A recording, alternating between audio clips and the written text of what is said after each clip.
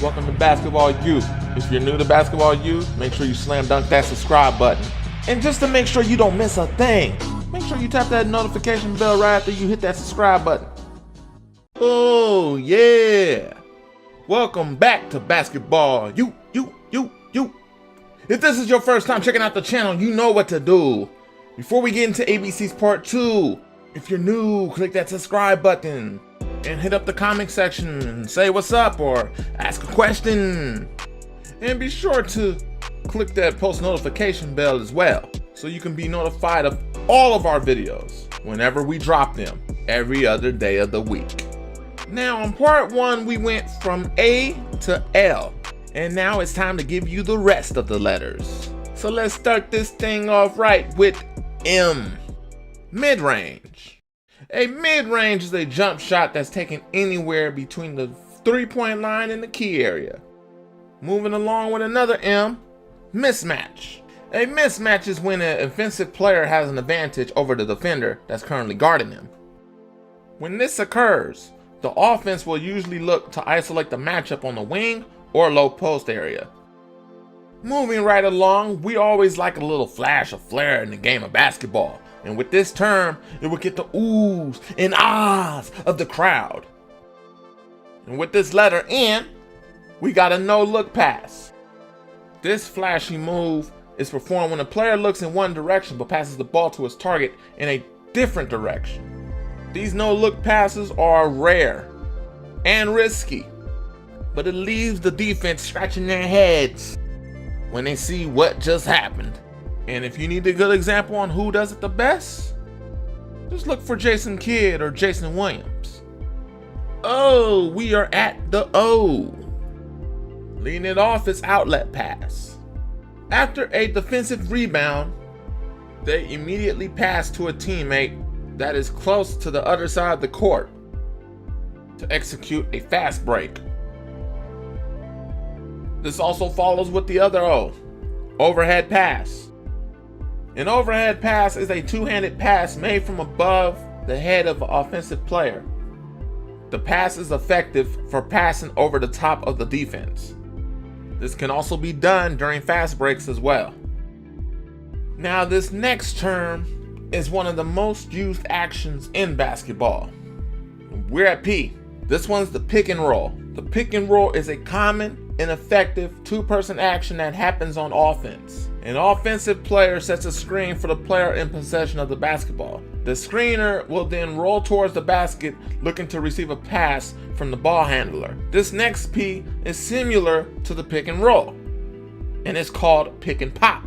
An offensive player will set a screen for the player in possession of the basketball, but instead of rolling towards the hoop, the screener steps out to the perimeter and looks to receive a pass for an open shot.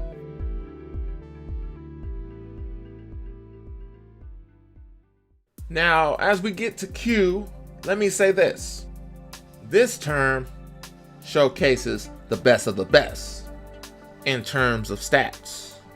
We call this one the quadruple double, a rare stat line where a player reaches double digits in 4 offensive categories, from points to rebounds, to blocks, to assists, and even steals. This accolade was collected in rare amounts.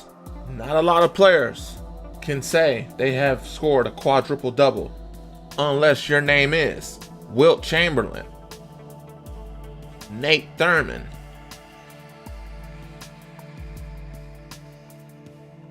Alvin Robertson, Hakeem Olajuwon, David Robinson. But there's also players that were so close to obtaining the quadruple double. Even some were at least 1 or 2 stat away. Take CLYDE DREXLER for example. He was only 1 stat away twice. Then you had Tim Duncan, Shaquille O'Neal, both very close to collecting their first quadruple doubles. Even Ricky Rubio was just a few shy stats away. Even Michael Jordan. Are you ready for R? Get it? Because R Rebound.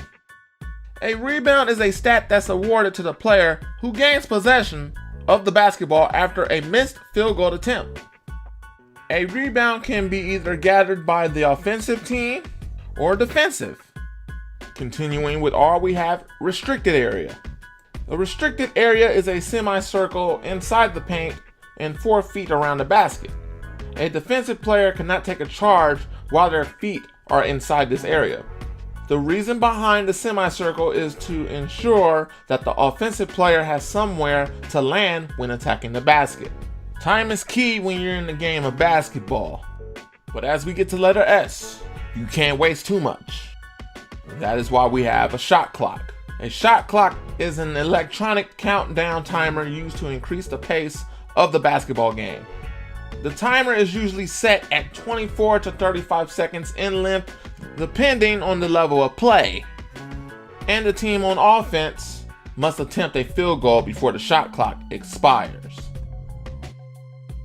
Move on to the next S, shot fake. The shot fake is an advanced move where the player in possession of the basketball pretends to shoot. This move is designed to trick the defense and to get them to raise out of their stance or jump, which will put the offensive player at an advantage to dribble past them. We're getting down to the wire now with this T, technical foul. Now, if you have been following Basketball U for a while, we broke down all the possibilities to get a technical foul. A technical foul is called when a coach or player brings the game of basketball into disrepute and is not made in relation to contact.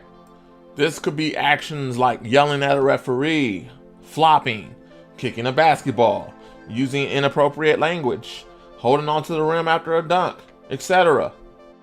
Next T, three-pointer. As the name suggests, a three-pointer is worth 3 points and is a field goal from behind the three-point line. And those three-pointers is very elite in late game situations. Now on to U, and not the U in basketball U, but the UCLA cut. A UCLA cut involves a player on the perimeter making a pass to the wing and then cutting to the strong side block off a screen on the high post.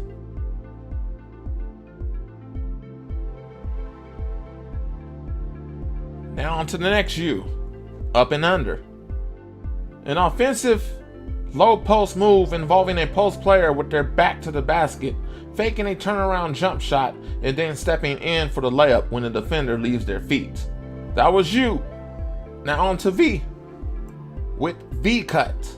A V cut is the most common type of cut used to get open on the perimeter. It involves a player cutting inside the three-point line, planting their foot, and then exploding back out to the perimeter to receive a pass or fill an open spot. Now, there are some things you can and can't do in basketball, and that is what this next V is for: violation. An infraction of the rules that isn't a foul. This will usually be called against the team on offense and results in the loss of possession. For example, a double dribble violation or a 5-second violation.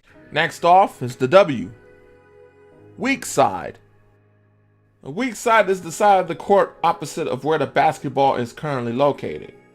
Next up is wing, an area of the court located at the intersection of the free throw line extended and the three-point line. Unfortunately, we couldn't find X or Y. So before I go to Z, here's a short little clip of the NBA mascots dancing.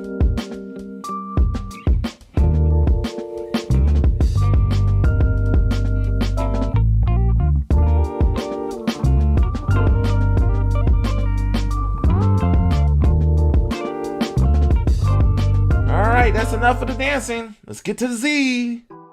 This Z is zone, a defensive strategy coaches will use that require defenders to guard specific areas of the court instead of opposition players.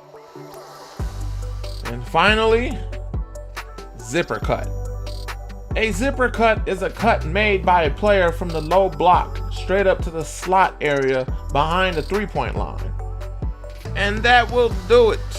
This concludes the ABCs of basketball. There is a whole lot more about the game of basketball than just these terms going from A to Z. There are so much to learn about basketball, from the rules to the measurements to the backboards to the naming of the teams and even to the history. This has been part 2 of the ABCs of basketball. Thank you for watching. This is Basketball U. Be sure to like, comment, and subscribe. And also, follow all of our social medias right there in the description to keep yourself up to date, as this channel will have a lot of basketball, a lot of players, and a lot of training and more information on how to play the game of basketball. Remember, someone's always working. Are you?